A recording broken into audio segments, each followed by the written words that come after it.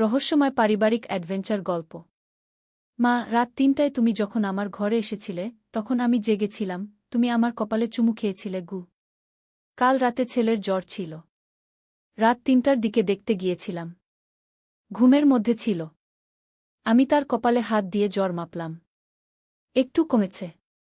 অনেক দিন পর ছেলেকে এত কাছ থেকে দেখলাম। ছোটবেলার কথা মনে পড়ল। আবেগে আমি তার কপালে একটা চুমু খেয়ে নিলাম। সকালে ছেলে স্বাভাবিক হয়ে গেছে। কিন্তু সকালের নাস্তার সময় সে বলল, মা, গত রাতে তুমি যখন আমার ঘরে এসেছিলে আমি জেগেছিলাম। আমি অবাক হলাম। ভাবলাম ঘুমিয়েছিল। সে বলল, তুমি আমার কপালে চুমু খেয়েছিলে। সেই চুমুতে শুধু মমতা ছিল না মা, ছিল ভালোবাসা। আমার গাল লাল হয়ে গেল। সে আমার পাশে এসে বসল। বলল, মা, আমি সেই মুহূর্তে বুঝে গিয়েছিলাম তুমিও আমাকে ভালোবাসো। তোমার সেই চুমুতে একজন স্ত্রীর ভালোবাসা ছিল। আমি তোমাকে বিয়ে করতে চাই। আমরা স্বামী স্ত্রী হই। রাতের সেই মুহূর্তের কথা মনে করে আমার হৃদয় জোরে জোরে ধড়ফড় করতে লাগল। এই গল্পটি সম্পূর্ণ শুনলে আপনাদের পানি অটোমেটিক বের হয়ে যাবে, সো যত দ্রুত সম্ভব হাতের কাছে টিস্যু নিয়ে বসে পড়ো। বিছানার চাদর যেন নষ্ট না হয় সেটা সম্পূর্ণ খেয়াল রাখার অনুরোধ জানিয়ে গল্পটি এখন শুরু করব। তার আগে সর্বশেষ অনুরোধ, দয়া করে এমন পানি বের করার গল্প নিয়মিত শুনতে আমাদের চ্যানেলটি সকলেই সাবস্ক্রাইব করুন। ধন্যবাদ। হ্যালো বন্ধুরা, আমার নাম প্রীতিলতা দাস। আমার বয়স ৪০ বছর। আমার স্বামীর নাম সুদীপ্ত দাস, বয়স ৪৩ বছর। আমাদের ২ সন্তান, রাহুল আর মিতা। রাহুল ১৮ বছর বয়সী, কলেজে পড়ে। মিতা ১০ বছর বয়সী, স্কুলে যায়। আমি আজকে যে গল্পটা বলতে যাচ্ছি সেটা আমাদের পরিবারের সাথে ঘটেছিল গত মাসে। এক রাতে রাহুলের জ্বর এসেছিল। তখন আমি তার ঘরে গিয়ে কপালে হাত রেখে জ্বর দেখছিলাম। ও ঘুমিয়েছিল। আবেগের বশে তার কপালে চুমু খেলাম। পরের দিন সকালে ও বলল যে আমার চুমুতে বিশেষ কিছু অনুভব করেছে। কিন্তু আসল রহস্য শুরু হল সেদিন থেকে। রাহুল আমাকে বলল, মা, সেই রাতে তোমার চুমুর সাথে আমি অদ্ভুত একটা স্বপ্ন দেখেছি। আমি অবাক হয়ে জিজ্ঞেস করলাম, কি স্বপ্ন? রাহুল বলল, স্বপ্নে দেখলাম আমাদের বাড়ির নিচে একটা গুপ্ত কক্ষ আছে।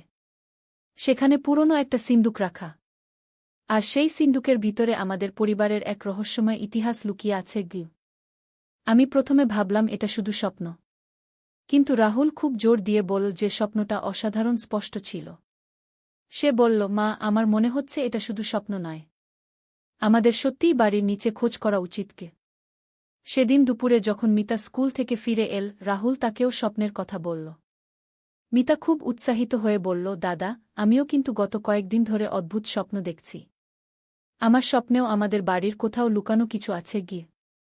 আমি ভাবলাম দুজনেই একই রকম স্বপ্ন দেখছে, এটা কাকতালীয় হতে পারে না। সন্ধ্যায় যখন সুদীপ্ত অফিস থেকে ফিরল, আমি সবকিছু তাকে বললাম। সুদীপ্ত প্রথমে হেসে উড়িয়ে দিতে চাইল, কিন্তু রাহুল আর মিতার জেদের কাছে হার মানল। রাতে আমরা সবাই মিলে বাড়ির নিচতলা ভালো করে দেখতে শুরু করলাম। আমাদের বাড়িটা বেশ পুরনো। সুদীপ্তর দাদার আমলের। হঠাৎ মিতা লক্ষ্য করল যে বসার ঘরের একটা কোণে মেঝের টাইলসগুলো একটু আলাদা। আমরা সবাই মিলে সেই জায়গায় কান পেতে শুনলাম। সত্যিই নিচে একটা ফাঁকা জায়গার শব্দ পাচ্ছিলাম। পরের দিন আমরা একজন মিস্ত্রি ডেকে সেই জায়গাটা খুঁড়তে বললাম। মিস্ত্রি প্রথমে আপত্তি করল, কিন্তু আমাদের জেদের কাছে রাজি হল। দুপুরের দিকে খোঁড়াখুড়ি করতে করতে সত্যিই নিচে একটা গুপ্ত কক্ষ বেরিয়ে এল। আমরা সবাই অবাক। রাহুলের স্বপ্ন সত্যি হয়ে গেল। গুপ্ত কক্ষটা বেশ বড়, আর সেখানে সত্যিই একটা পুরনো কাঠের সিন্দুক রাখা। সিন্দুকটা খুলে দেখি ভিতরে পুরনো কাগজপত্র, কিছু গয়নাগাটি, আর একটা ডায়েরি। ডায়েরিটা পড়ে আমরা জানতে পারলাম যে এটা সুদীপ্তর প্রপিতামহের লেখা। তিনি একজন গোয়েন্দা ছিলেন ব্রিটিশ আমলে। তার নাম ছিল নরেন্দ্রনাথ দাস। ডায়েরিতে লেখা আছে যে তিনি একটা বিশেষ মিশনে ছিলেন। ব্রিটিশদের কাছ থেকে গুরুত্বপূর্ণ কিছু তথ্য চুরি করে এনে এই গুপ্ত কক্ষে লুকিয়ে রেখেছিলেন। আরও পড়তে পড়তে জানলাম যে নরেন্দ্রনাথ দাসের কাছে একটা বিশেষ ক্ষমতা ছিল। তিনি স্বপ্নের মাধ্যমে ভবিষ্যৎ দেখতে পেতেন। আর এই ক্ষমতা তার পরিবারের রক্তে আছে। প্রতি ৩ প্রজন্মে একবার এই ক্ষমতা জাগ্রত হয়। আমি বুঝলাম যে রাহুল আর মিতার স্বপ্ন দেখার ব্যাপারটা এই পারিবারিক ক্ষমতারই অংশ। নরেন্দ্রনাথ দাসের ডায়েরিতে আরও লেখা ছিল যে এই ক্ষমতা মায়ের স্নেহের স্পর্শে জাগ্রত হয়। সেই রাতে আমার কপালে চুমুই রাহুলের এই ক্ষমতা জাগিয়ে তুলেছে। ডায়েরিতে আরও একটা গুরুত্বপূর্ণ তথ্য ছিল। নরেন্দ্রনাথ দাস লিখেছিলেন যে তিনি ব্রিটিশদের কাছ থেকে একটা গুপ্ত মানচিত্র চুরি করেছিলেন। সেই মানচিত্রে ভারতের বিভিন্ন জায়গায় লুকানো ধনসম্পদের হদিস আছে। কিন্তু সেই মানচিত্রটা তিনি ৩টা ভাগে ভাগ করে ৩টা আলাদা জায়গায় লুকিয়ে রেখেছিলেন। একটা অংশ এই সিন্ধুকে আছে, বাকি দুটো অংশ কলকাতা আর ঢাকায় লুকানো। ৩টা অংশ একসাথে করলেই সম্পূর্ণ মানচিত্র পাওয়া যাবে। আমরা সিন্ধুক থেকে সেই মানচিত্রের প্রথম অংশটা বের করলাম। এটা দেখে মনে হচ্ছিল খুবই পুরনো। কাগজটা হলদে হয়ে গেছে, কিন্তু লেখাগুলো এখনও পরিষ্কার। রাহুল বলল, মা, আমার মনে হচ্ছে আমাদের বাকি দুটো অংশ খুঁজে বের করা উচিত। কি মিতাও সায় দিল। সুদীপ্ত বলল, কিন্তু কলকাতা আর ঢাকায় কোথায় খুঁজব? তখন আমার মনে পড়ল যে আমার মামাবাড়ি কলকাতায়, আর সুদীপ্তর মামাবাড়ি ঢাকায়। হয়তো নরেন্দ্রনাথ দাস পরিবারের সাথে সম্পর্কিত জায়গাগুলোতেই বাকি অংশগুলো লুকিয়ে রেখেছিলেন। পরের সপ্তাহে আমরা সবাই মিলে কলকাতায় আমার মামাবাড়ি গেলাম। মামামামি প্রথমে আমাদের এই অভিযানের কথা শুনে হাসলেন, কিন্তু যখন আমরা গুপ্ত কক্ষের ফটো আর মানচিত্রের অংশটা দেখালাম, তখন তারাও অবাক হলেন।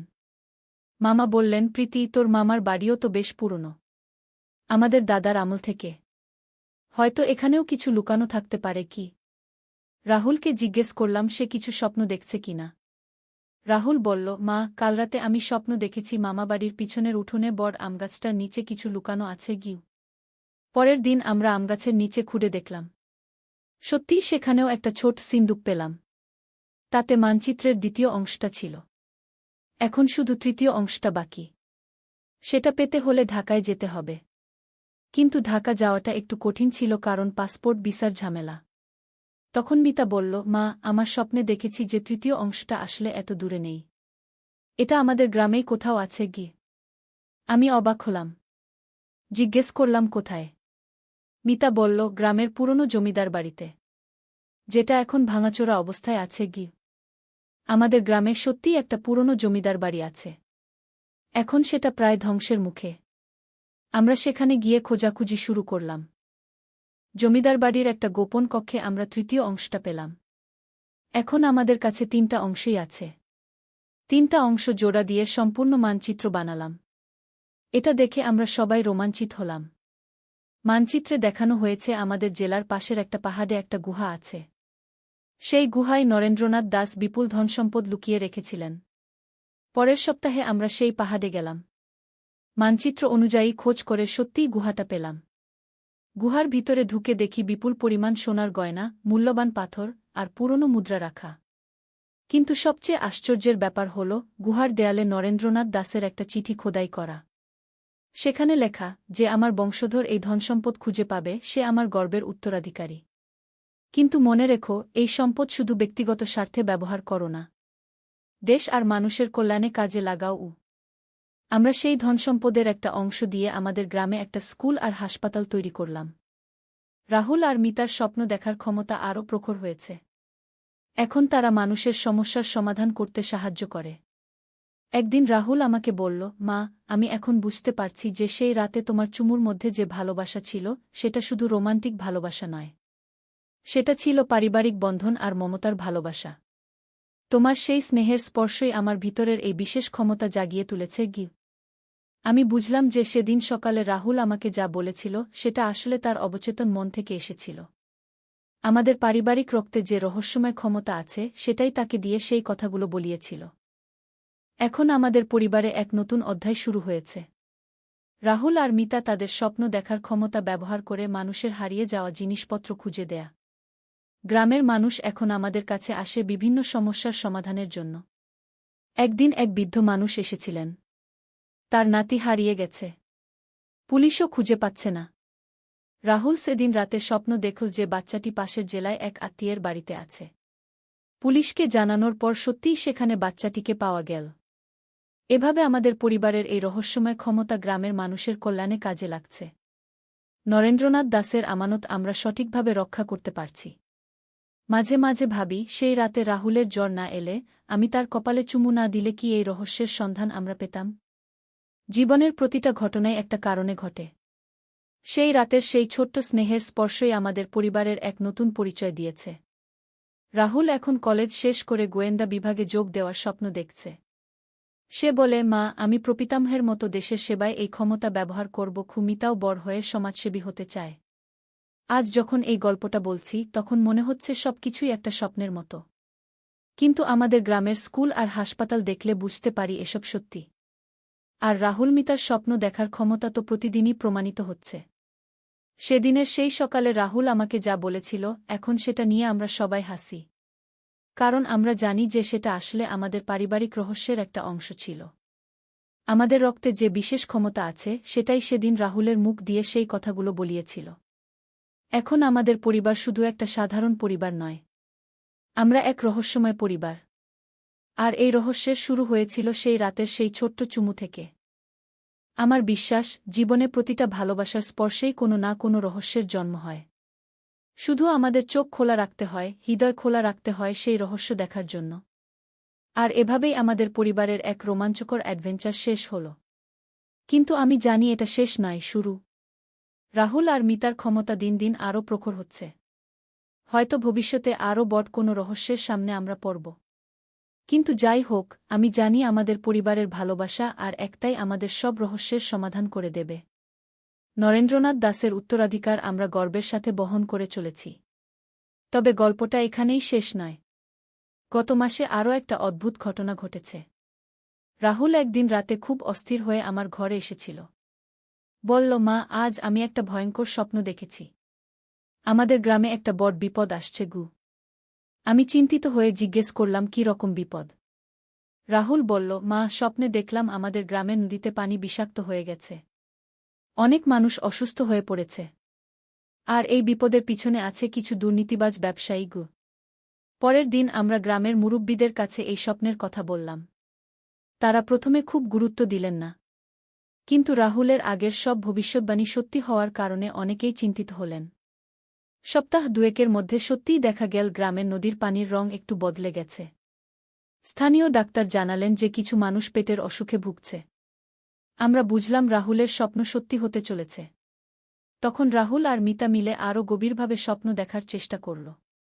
মিতা একদিন বলল, দিদি, আমার স্বপ্নে দেখেছি গ্রামের উত্তর দিকে একটা কারখানা থেকে বিষাক্ত পানি নদীতে ফেলা হচ্ছে। আর সেই কারখানার মালিক আমাদের গ্রামেরই এক প্রভাবশালী ব্যক্তি গু। আমরা সবাই মিলে সেই কারখানার কাছে গিয়ে দেখলাম সত্যিই সেখান থেকে নোংরা পানি নদীতে ফেলা হচ্ছে। কারখানার মালিক আমাদের গ্রামের পঞ্চায়েত প্রধানের ভাই। সে প্লাস্টিক পুনর্ব্যবহারের কারখানা করেছে, কিন্তু বর্জ্য ব্যবস্থাপনার কোনো ব্যবস্থা নেই। আমরা সবার আগে পরিবেশ অধিদপ্তরে খবর দিলাম। তারা এসে তদন্ত করে কারখানাটি বন্ধ করে দিল। কিন্তু ততদিনে নদীর পানি বেশ দূষিত হয়ে গেছে। রাহুল আর মিতা তখন স্বপ্নের সমাধানও দেখল। তারা বলল যে আমাদের পূর্বপুরুষদের রেখে যাওয়া ধনসম্পদ দিয়ে আমরা একটা পানি শোধনাগার তৈরি করতে পারি। আর সেই সাথে গ্রামের মানুষদের বিশুদ্ধ পানি সরবরাহের ব্যবস্থাও করতে পারি। আমরা সেই পরিকল্পনা বাস্তবায়ন করলাম। মাত্র ৩ মাসের মধ্যে গ্রামে একটা আধুনিক পানি শোধনাগার তৈরি হল। এখন আমাদের গ্রামের সবাই বিশুদ্ধ পানি পাচ্ছে। এই ঘটনার পর রাহুল আর মিতার খ্যাতি আশেপাশের সব গ্রামে ছড়িয়ে গেল। মানুষ তাদের স্বপ্নের গোয়েন্দা বলে ডাকতে শুরু করল। এমনকি জেলা প্রশাসনও তাদের সাহায্য চাইতে শুরু করেছে। একদিন থানার ওসি সাহেব এসেছিলেন। তিনি বললেন, রাহুল, তোর এই বিশেষ ক্ষমতা দেশের কাজে লাগানো উচিত। তুই কি পুলিশে যোগ দিতে চাস? রাহুল বলল, স্যার, আমি আগে পড়াশোনা শেষ করতে চাই। তারপর নিশ্চয়ই দেশের সেবায় এই ক্ষমতা ব্যবহার করব। মিতাও এখন স্কুলে খুব ভালো করছে। ওর শিক্ষকরা বলেন যে মিতার অন্তর্দৃষ্টি অসাধারণ। সে যে কোনো সমস্যার সমাধান খুব দ্রুত খুঁজে বের করতে পারে। গত সপ্তাহে আরও একটা মজার ঘটনা ঘটেছে। আমাদের প্রতিবেশী রমেশ কাকার গরু হারিয়ে গিয়েছিল। তিনি খুব চিন্তিত ছিলেন, কারণ ওই গরুর উপরই তার সংসার চলে। মিতা তখন বলল যে সে স্বপ্নে দেখেছে গরুটি পাশের গ্রামের এক চোরের খোয়াডে আছে। আমরা পুলিশকে জানালাম। সত্যিই সেই জায়গায় গিয়ে গরুটিকে পাওয়া গেল। চোরটিকে ধরাও হল। রমেশ কাকা খুশিতে কেঁদে ফেললেন। এভাবেই আমাদের পরিবারের এই রহস্যময় ক্ষমতা দিন দিন আরও শক্তিশালী হচ্ছে। কিন্তু আমরা সবসময় মনে রাখি নরেন্দ্রনাথ দাদার উপদেশ, এই ক্ষমতা শুধু নিজেদের জন্য নয়, সবার কল্যাণের জন্য। সুদীপ্ত এখন খুব গর্ব করে সবাইকে বলে যে তার পরিবার কত বিশেষ। সে বলে, আমার স্ত্রীর একটি চুমুই আমার ছেলের ভিতরের এই অসাধারণ ক্ষমতা জাগিয়ে তুলেছে। মায়ের ভালোবাসার কত শক্তি! আজকাল রাহুল আর মিতা আরও বড় বড় স্বপ্ন দেখতে শুরু করেছে। তারা বলে যে আমাদের দেশে আরও অনেক গুপ্ত ধনসম্পদ লুকানো আছে। আর সেগুলো খুঁজে বের করে দেশের উন্নয়নে কাজে লাগানো যেতে পারে। গত মাসে রাহুল বলেছিল যে সে স্বপ্নে দেখেছে সুন্দরবনে একটি পুরনো জাহাজ ডুবে আছে। সেই জাহাজে মুঘল আমলের অনেক সম্পদ আছে। আমরা পরিকল্পনা করছি পরের বছর সেখানে অনুসন্ধান করতে যাব। মিতাও বলেছে যে সে স্বপ্নে দেখেছে রাজশাহীতে একটি প্রাচীন মন্দিরের নিচে একটি গুপ্ত গ্রন্থাগার আছে। সেখানে 1000 বছরের পুরনো বইপত্র আর পাণ্ডুলিপি রাখা। এসব শুনে আমার মাথা ঘুরে যায়। কিন্তু এতদিনে যা যা ঘটেছে তাতে আর কিছুতেই অবাক হই না। আমার সন্তানদের এই বিশেষ ক্ষমতায় এখন পূর্ণ বিশ্বাস। কিছুদিন আগে একজন বিদেশি গবেষক আমাদের গ্রামে এসেছিলেন। তিনি অতিপ্রাকৃত ক্ষমতা নিয়ে গবেষণা করেন। রাহুল আর মিতার ক্ষমতার কথা শুনে তিনি খুব আগ্রহী হলেন। তিনি বললেন যে এরকম ক্ষমতা পৃথিবীতে খুবই বিরল। তিনি আমাদের বললেন যে এই ক্ষমতা আরও উন্নত করা সম্ভব। বিশেষ ধ্যান আর অনুশীলনের মাধ্যমে রাহুল আর মিতা আরও স্পষ্টভাবে ভবিষ্যৎ দেখতে পারবে। এখন রাহুল আর মিতা প্রতিদিন ধ্যান করে। তাদের স্বপ্নগুলো আরও পরিষ্কার হচ্ছে। কখনো কখনো তারা দিনের বেলাতেও দর্শন পায়। গতকাল রাহুল আমাকে বলল, মা, আমি এখন বুঝতে পারছি যে সেই রাতে তোমার কপালে চুমু খাওয়ার ঘটনাটা কোনো সাধারণ ঘটনা ছিল না। এটা ছিল আমাদের পারিবারিক নিয়তির একটা অংশ। তোমার ভালোবাসাই আমার এই ক্ষমতার চাবিকাঠি গি। আমি তখন বললাম, বাবা, মায়ের ভালোবাসায় সব ক্ষমতাই আছে। শুধু সন্তানকে ভালোবাসতে জানলেই হয় গে। এখন আমি গর্ব করে সবাইকে বলি যে আমার সন্তানরা অসাধারণ। কিন্তু তাদের সাফল্যের মূলে আছে আমাদের পারিবারিক ঐক্য আর ভালোবাসা। প্রতিদিন সকালে যখন রাহুল আর মিতাকে দেখি মনে হয় আমার কত সৌভাগ্য। আমার সন্তানরা শুধু আমার গর্ব নয়, সারা এলাকার গর্ব। আর সবচেয়ে বড় কথা হল, তারা তাদের এই বিশেষ ক্ষমতা সবসময় ভালো কাজে ব্যবহার করে। কখনো নিজেদের স্বার্থে নয়, সবসময় অন্যের উপকারের জন্য। এইভাবেই আমাদের পরিবারের রহস্যময় যাত্রা চলতে থাকে। প্রতিদিন নতুন নতুন আবিষ্কার, নতুন নতুন অ্যাডভেঞ্চার। আর সবকিছুর শুরু সেই এক রাতের এক চুমু থেকে। জীবনটা সত্যিই অদ্ভুত। কখনো জানি না কোনো ছোট্ট ঘটনা থেকে কত বড় পরিবর্তন এসে যায়। আমার সেই রাতের মমতার চুমু আমাদের পুরো পরিবারের জীবনই বদলে দিয়েছে। আর এখন আমি জানি এটাই শুধু শুরু। আমাদের সামনে আরও অনেক রহস্য, আরও অনেক অ্যাডভেঞ্চার অপেক্ষা করছে। আর আমরা সবাই মিলে সেসব রহস্যের সমাধান করে যাব, মানুষের কল্যাণে কাজ করে যাব। একদিন আলী সাহেব সোহেলের অফিসে এলেন। সোহেল তাকে দেখে অবাক হয়ে গেল। স্যার, আপনি এখানে? হ্যাঁ সোহেল, তোমার অফিস একবার দেখতে চাইলাম। খুব সুন্দর হয়েছে গু। আলী সাহেব পুরো অফিস ঘুরে দেখলেন। কর্মচারীদের সাথে কথা বললেন। তারপর সোহেলের রুমে এসে বসলেন। সোহেল, তুমি অনেক দূর এসেছ। মনে আছে 7 বছর আগে তুমি যখন আমার অফিসে প্রথম এসেছিলে চা বানানোর কাজ করতে? হ্যাঁ স্যার, সব মনে আছে ইউ। আমি গর্বিত যে আমি তোমাকে একটা সুযোগ দিয়েছিলাম। আর তুমি সেই সুযোগকে কাজে লাগিয়েছ। জানো সফলতার মূল সূত্র কি?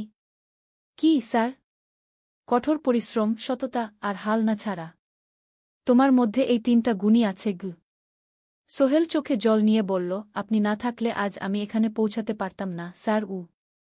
না সোহেল, আমি শুধু একটা দরজা খুলে দিয়েছিলাম। ভেতরে ঢুকে পথ তৈরি করেছ তুমি নিজে গু। আলী সাহেব চলে যাওয়ার আগে বললেন, আমার একটা বড় প্রজেক্ট আছে। একটা 20 ফ্লোর বিজনেস টাওয়ার। আমি চাই তুমি এই প্রজেক্টে আমার সাথে পার্টনার হও। 50-50। রাজি? সোহেল অবাক হয়ে গেল। এত বড় প্রজেক্ট? স্যার, আমার কি যথেষ্ট সামর্থ্য আছে? আছে। আমি বিশ্বাস করি সোহেল রাজি হয়ে গেল। এটা তার জীবনের সবচেয়ে বড় প্রজেক্ট হবে। 50 অধ্যায়, বড় চ্যালেঞ্জ। 20 ফ্লোর বিজনেস টাওয়ারের কাজ শুরু হল। এটা সোহেলের জীবনের সবচেয়ে বড় চ্যালেঞ্জ। প্রজেক্টের বাজেট প্রায় 10 করোড় টাকা। সোহেলকে 5 করোড় টাকা ইনভেস্ট করতে হবে। সোহেল তার সব সঞ্চয়ে, ব্যাংক লোন আর কিছু ইনভেস্টর থেকে টাকা জোগাড় করল। এটা একটা বিশাল ঝুঁকি। যদি প্রজেক্ট ব্যর্থ হয়, সব শেষ। মিনা চিন্তিত ছিল। সোহেল, এত বড় ঝুঁকি নেওয়া ঠিক হবে? মিনা, জীবনে বড় কিছু করতে হলে ঝুঁকি নিতে হয়। আমি এই সুযোগ হাতছাড়া করতে চাই না গিয়ে। কিন্তু যদি কিছু ভুল হয়? ভুল হবে না। আমি আলী সাহেবের সাথে আছি। উনি আমাকে গাইড করবেন। প্রজেক্ট শুরু হল। প্রথম 6 মাস সব ভালোই চলছিল। কাজ সময়মতো হচ্ছে, বাজেট ঠিক আছে। কিন্তু 7 মাসের মাথায় একটা বড় সমস্যা দেখা দিল। একজন প্রধান ইনভেস্টর হঠাৎ তার টাকা ফেরত চাইলেন। তিনি অন্য একটা জরুরি কাজে টাকা লাগবে বলে জানালেন। 1 করোড় টাকা ফেরত দিতে হবে। সোহেল বিপদে পড়ে গেল। 1 করোড় টাকা এখন কোথায় পাবে? প্রজেক্টে সব টাকা ঢেলে দিয়েছে। সে আলী সাহেবের সাথে কথা বলল। আলী সাহেব বললেন, চিন্তা করো না, আমি ব্যবস্থা করছি। কিন্তু আলী সাহেবও বড় একটা প্রজেক্টে আটকে আছেন। তার হাতে লিকুইড ক্যাশ নেই। সোহেল অন্য ব্যাংক থেকে লোন নেওয়ার চেষ্টা করল। কিন্তু ব্যাংক বলল, ইতিমধ্যে তার অনেক লোন আছে, নতুন লোন দিতে পারবে না। সোহেল রাতে ঘুমাতে পারছিল না। খাওয়া দাওয়া বন্ধ করে দিয়েছিল। মিনা তাকে দেখে খুব চিন্তিত হয়ে গেল। সোহেল, প্লিজ নিজেকে এভাবে শেষ করে ফেলো না। কোনো একটা রাস্তা বের হবেই কি। কিন্তু সোহেল কোনো রাস্তা দেখতে পাচ্ছিল না। ইনভেস্টর 15 দিন সময় দিয়েছে। 15 দিনের মধ্যে টাকা ফেরত না দিলে তিনি আইনি ব্যবস্থা নেবেন। 10 দিন কেটে গেল। সোহেল কোনো সমাধান খুঁজে পেল না। সে প্রায় হাল ছেড়ে দিয়েছিল। 11 দিনের দিন একটা অপ্রত্যাশিত ঘটনা ঘটল। জাহিদ ভাই, সোহেলের পুরনো সহকর্মী, তার অফিসে এলেন। জাহিদ ভাই এখন একটা রিয়েল এস্টেট কোম্পানিতে সিনিয়র ম্যানেজার। সোহেল, আমি তোমার সমস্যার কথা শুনেছি গু। হ্যাঁ ভাই, আমি বিপদে পড়েছি গু। আমি তোমাকে সাহায্য করতে চাই। আমার কিছু সঞ্চয় আছে। 5 লাখ টাকা। তুমি নাও। সোহেল চোখে জল নিয়ে বলল, ভাই আমি কিছু বলার দরকার নেই। তুমি আমাকে অনেক কিছু শিখিয়েছ। তোমার কাছ থেকে পরিশ্রম আর সততা শিখেছি। এখন আমার পালা তোমাকে সাহায্য করার। জাহিদ ভাই চলে যাওয়ার পর আরও 2 জন এলো। একজন সোহেলের পুরনো ক্লায়েন্ট, আরেকজন তার কর্মচারী। 2 জন মিলে আরও 8 লাখ টাকা দিল। করিম মামা 20 লাখ টাকা ব্যবস্থা করলেন। তার কিছু বন্ধুদের কাছ থেকে ধার করে। মিনা তার সব গয়না বিক্রি করে 10 লাখ টাকা দিল। সবাই মিলে প্রায় 45 লাখ টাকা জোগাড় হল। বাকি 65 লাখ টাকা সোহেল তার অফিসের সব অ্যাসেট বিক্রি করে আর একটা প্রাইভেট ফিন্যান্স কোম্পানি থেকে উচ্চ সুদে লোন নিয়ে ব্যবস্থা করল। ঠিক 14 দিনের দিন সোহেল ইনভেস্টরকে 1 করোড় টাকা ফেরত দিল। ইনভেস্টর টাকা নিয়ে চলে গেলেন। সোহেল তার অফিসে ফিরে এসে চেয়ারে বসে কাঁদল। এত চাপ, এত টেনশন, সব যেন একসাথে বের হয়ে এল। মিনা এসে তাকে জড়িয়ে ধরল। আমরা পেরেছি সোহেল, আমরা পেরেছি গু। ষোড়শ অধ্যায়, পুনরুদ্ধার। এই ঘটনার পর সোহেল আরও সাবধান হয়ে গেল। সে বুঝল, ব্যবসায় শুধু সাহস নয়, বুদ্ধিও লাগে। ঝুঁকি নিতে হয়, কিন্তু হিসাব করে। প্রজেক্ট চলতে থাকল। এবার সোহেল আরও সতর্কতার সাথে সব কিছু পরিচালনা করল। প্রতিটা খরচ হিসাব করল, প্রতিটা সিদ্ধান্ত ভেবেচিন্তে নিল। আরও 1 বছর পর 20 ফ্লোর বিজনেস টাওয়ার সম্পন্ন হল। চমৎকার বিল্ডিং। শহরের অন্যতম সুন্দর ভবন। বিল্ডিংয়ের উদ্বোধন অনুষ্ঠানে শহরের মেয়র এলেন। অনেক ব্যবসায়ী, সাংবাদিক এল। সোহেলের নাম পত্রিকায় ছাপা হল। স্বপ্নের শহরে এক তরুণ উদ্যোক্তার সফলতার গল্প। প্রজেক্ট থেকে সোহেলের লাভ হল প্রায় 2 করোড় টাকা। এই টাকা দিয়ে সে সব ঋণ শোধ করল। জাহিদ ভাইয়ের টাকা ফেরত দিল। করিম মামার ঋণ শোধ করল।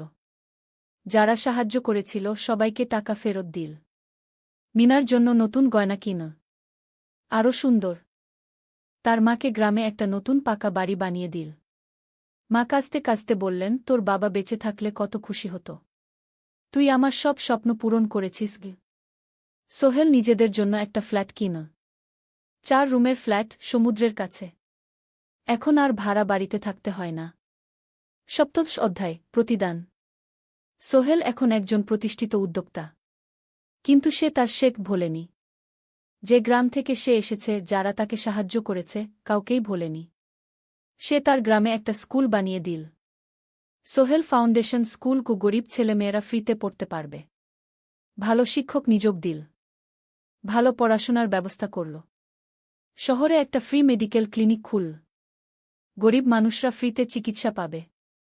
প্রতি বছর 10 জন মেধাবী কিন্তু গরিব ছাত্রছাত্রীকে স্কলারশিপ দেওয়া শুরু করল। তারা বিনামূল্যে পড়াশোনা করতে পারবে। একদিন একটা টিভি চ্যানেল সোহেলের ইন্টারভিউ নিতে এল। আপনার সফলতার গোপন সূত্র কি? সোহেল একটু ভেবে বলল, কঠোর পরিশ্রম, সততা আর হাল না ছাড়া। এই 3টা জিনিস যদি কারো মধ্যে থাকে, সে যে কোনো কিছু অর্জন করতে পারে। আর সবচেয়ে বড় কথা, যারা আমাকে সাহায্য করেছে তাদের ছাড়া আমি কিছুই না। একা কেউ সফল হতে পারে না। আপনার পরবর্তী স্বপ্ন কি? আমি চাই আরও মানুষকে সাহায্য করতে। আমার মতো যারা গ্রাম থেকে শহরে আসে তাদের জন্য একটা ট্রেনিং সেন্টার খুলব। তারা সেখানে বিভিন্ন স্কিল শিখতে পারবে, চাকরি পাবে, নিজের পায়ে দাঁড়াতে পারবে। অষ্টাদশ অধ্যায়, নতুন প্রজন্ম। আরও 5 বছর কেটে গেল। সোহেল এখন 45 বছরের। তার মেয়ে সারা এখন 9 বছরের। স্কুলে ক্লাস 4-এ পড়ে। খুব মেধাবী মেয়ে। একদিন সারা বাবাকে জিজ্ঞেস করল, বাবা, তুমি কিভাবে এত বড় হলে? আমার বন্ধুরা বলে তুমি একজন সফল মানুষ গো। সোহেল তাকে কোলে নিয়ে বসল। বাবা, তুমি জানো তোমার দাদু ছিলেন একজন স্কুল শিক্ষক। খুব সৎ মানুষ। কিন্তু আমরা গরিব ছিলাম। আমি রিকশা চালাতাম। রিকশা? সত্যি? হ্যাঁ। তারপর আমি এই শহরে এলাম। অনেক কষ্ট করেছি। কিন্তু হাল ছাড়িনি। মানুষ আমাকে সাহায্য করেছে। আর আমি কঠোর পরিশ্রম করেছি। বাবা, আমিও কি তোমার মতো হতে পারব? অবশ্যই পারবে বাবা। তবে মনে রেখো, সফলতা মানে শুধু টাকা পয়সা না। সফলতা মানে ভালো মানুষ হওয়া, অন্যদের সাহায্য করা, সৎ থাকা। সারা মাথা নাডল। আমি ভালো মানুষ হব বাবা। সোহেল তার মেয়েকে জড়িয়ে ধরল। মনে মনে ভাবল, তার জীবনের সব কষ্ট সার্থক হয়েছে। মিনা রান্নাঘর থেকে ডাকল, খাবার তৈরি। এসো। সোহেল সারাকে নিয়ে ডাইনিং টেবিলে গেল। ঋতু এসেছে। সে এখন বিয়ে করেছে, তার একটা ছেলে হয়েছে। সোহেলের মা মাঝে মাঝে চট্টগ্রামে বেড়াতে আসেন। আজও এসেছেন। সবাই মিলে খেতে বসল। হাসিগল্পে ভরা পরিবার। সোহেল তাকাল তার মায়ের দিকে, মিনার দিকে, সারার দিকে, ঋতুর দিকে। মনে হল, জীবনে আর কি চাই? খাওয়া শেষে সবাই বসে রইল। গল্প করছিল। হঠাৎ সোহেলের ফোন বাজল। অফিস থেকে। একটা জরুরি বিষয়। সোহেল ফোন রেখে দিয়ে মিনাকে বলল, একটা নতুন প্রজেক্টের প্রস্তাব এসেছে। একটা এতিমখানা বানানোর কাজ। সরকারি প্রজেক্ট। তুমি নেবে? অবশ্যই। এটা আমার স্বপ্নের প্রজেক্ট। যেসব বাচ্চাদের বাবা মা নেই তাদের জন্য একটা সুন্দর জায়গা। মিনা হাসল। তুমি কখনো বদলাও না। এখনো অন্যদের কথা ভাবো। এটাই তো জীবন মিনা। শুধু নিজের জন্য বাঁচলে কি হবে? 49 অধ্যায়, উত্তরাধিকার। 10 বছর আরও কেটে গেল। সোহেল এখন 55 বছরের। তার চুলে পাক ধরেছে। কিন্তু শক্তি এখনো আগের মতোই। সারা এখন 19 বছরের। সে বিশ্ববিদ্যালয়ে ইঞ্জিনিয়ারিং পড়ছে। সে চায় বাবার মতো কনস্ট্রাকশন ইন্ডাস্ট্রিতে কাজ করতে। একদিন সারা বাবাকে বলল, বাবা, আমি তোমার কোম্পানিতে কাজ করতে চাই। এখনো তো তোর পড়াশোনা বাকি। জানি। কিন্তু আমি এখন থেকেই শিখতে চাই। ছুটির দিনে তোমার সাথে সাইটে যেতে চাই। দেখতে চাই কিভাবে কাজ হয়। সোহেল খুশি হয়ে গেল। তার মেয়ে তার পথ অনুসরণ করতে চায়। ঠিক আছে। কিন্তু শর্ত হল, তোকে সবকিছু নিজ থেকে শিখতে হবে। কোনো স্পেশাল ট্রিটমেন্ট পাবি না। আমি তো তাই চাই বাবাগু। সারা তার বাবার সাথে কাজ শিখতে শুরু করল। সে দেখল কিভাবে শ্রমিকরা কাজ করে, কিভাবে ম্যাটেরিয়াল বাছাই করতে হয়, কিভাবে একটা প্রজেক্ট ম্যানেজ করতে হয়। সোহেল তাকে কোনো সহজ পথ দিল না। সারাকেও সবার মতো কষ্ট করতে হল। সাইটে রোদে দাঁড়িয়ে থাকতে হল। শ্রমিকদের সাথে কথা বলতে হল। কিন্তু সারা হাল ছাড়ল না। সে তার বাবার মেয়ে। পরিশ্রম করতে জানে। 3 বছর পর সারা গ্রাজুয়েট হল। সে সোহেলের কোম্পানিতে জুনিয়র প্রজেক্ট ম্যানেজার হিসেবে যোগ দিল। সোহেল ধীরে ধীরে সারাকে বড় দায়িত্ব দিতে শুরু করল। সারা তার বাবার মতোই সৎ, পরিশ্রমী। ২০ অধ্যায়, সমাপ্তি নয়, নতুন শুরু। আরও ৫ বছর পর সোহেল এখন ৬০ বছরের। সে সিদ্ধান্ত নিল, এবার অবসর নেওয়ার সময় এসেছে। কোম্পানির দায়িত্ব সারাকে দেবে। একটা অনুষ্ঠান করা হল। সোহেল আনুষ্ঠানিকভাবে কোম্পানির চেয়ারম্যান পদ থেকে অবসর নিল। সারা হল নতুন ম্যানেজিং ডিরেক্টর। সোহেল তার বক্তব্যে বলল, আমি যখন এই শহরে এসেছিলাম আমার পকেটে ছিল মাত্র ৫,০০০ টাকা, একটা ছোট্ট ব্যাগ, আর অনেক স্বপ্ন। আজ ৪০ বছর পর আমি পেছনে ফিরে তাকাই, দেখি একটা দীর্ঘ পথ। সেই পথে অনেক কষ্ট ছিল, অনেক বাধা ছিল, কিন্তু ছিল অনেক ভালোবাসাও, অনেক মানুষের সাহায্যও। আমি বিশ্বাস করি সফলতা একা আসে না, এটা আসে অনেক মানুষের সমর্থন, ভালোবাসা আর বিশ্বাস নিয়ে। আমি যা কিছু অর্জন করেছি তা আমার একার না, এটা আমার পরিবারের, আমার কর্মচারীদের, আমার বন্ধুদের, সবার। আজ আমি আমার মেয়ে সারার হাতে এই দায়িত্ব তুলে দিচ্ছি। আমি জানি সে আমার চেয়ে ভালো করবে, কারণ সে শিখেছে আমার ভুল থেকে, আমার অভিজ্ঞতা থেকে। অনুষ্ঠান শেষ হল, সবাই চলে গেল। সোহেল আর মিনা অফিসে একা দাঁড়িয়ে রইল। মিনা, মনে আছে আমরা প্রথম কখন দেখা হয়েছিলাম? হ্যাঁ, তোমার সেই ছোট্ট মুদি দোকানে। তুমি বিস্কুট কিনতে এসেছিলে। কে ভেবেছিল সেই দিন থেকে আমাদের এই পর্যস্বপ্নের শহর। প্রথম অধ্যায়, যাত্রা শুরু। সকাল ৭টা বেজে গেছে।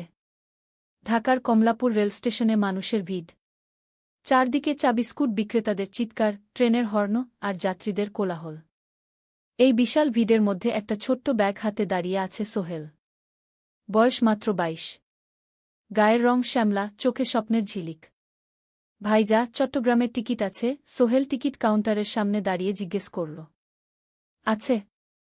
৩০ টাকা। কাউন্টারের লোকটা উত্তর দিল। সোহেল তার পকেট থেকে টাকা বের করল। মোট ৫,০০০ টাকা। এই টাকা সে জমিয়েছে গত ৩ বছরে রিকশা চালিয়ে। তার স্বপ্ন ছিল চট্টগ্রাম গিয়ে একটা ভালো চাকরি পাওয়া। গ্রামে আর থাকতে চায় না সে। বাবা মারা গেছেন ১০ বছর আগে। মা আর ছোট বোন ঋতুকে নিয়ে সংসার চালাচ্ছিল রিকশা চালিয়ে। কিন্তু এভাবে তো আর সারা জীবন চলবে না। টিকিট কেটে সোহেল প্ল্যাটফর্মে এলো। ট্রেন ছাড়বে আর মাত্র ১৫ মিনিট পরে। সে একটা বেঞ্চে বসে পড়ল। ব্যাগটা বুকের কাছে চেপে ধরল। এই ব্যাগে আছে তার সব সম্পদ, কিছু কাপড়, একটা ছোট্ট ফটো ফ্রেমে বাবা মায়ের ছবি, আর কিছু টাকা। কোথায় যাচ্ছেন? পাশে বসা একজন বয়স্ক মানুষ জিজ্ঞেস করলেন। চট্টগ্রাম কাকা। চাকরি খুঁজতে যাচ্ছি। কে? সোহেল বিনয়ের সাথে উত্তর দিল। ভালো, তবে শহরে সাবধানে থাকবেন। শহর মানে অনেক সুযোগ, কিন্তু অনেক ফাঁদও আছে। বয়স্ক লোকটা বললেন। সোহেল মাথা নাড়ল। সে জানে শহরের জীবন সহজ না, কিন্তু তার কোনো বিকল্প নেই। গ্রামে রিকশা চালিয়ে মাসে ৩,৫০০ টাকা আয় হতো। তার মধ্যে সংসার চালাতে হতো, বোনের স্কুলের খরচ দিতে হতো, মায়ের ওষুধের খরচ দিতে হতো। কিছুই বাঁচত না।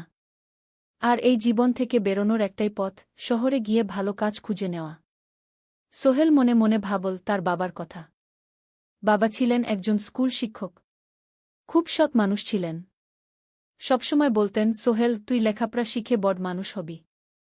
আমাদের পরিবারে আর কেউ বড় চাকরি করেনি, তুই করবি। কিন্তু বাবা যখন মারা গেলেন তখন সোহেল মাত্র এসএসসি পরীক্ষা দিয়েছে।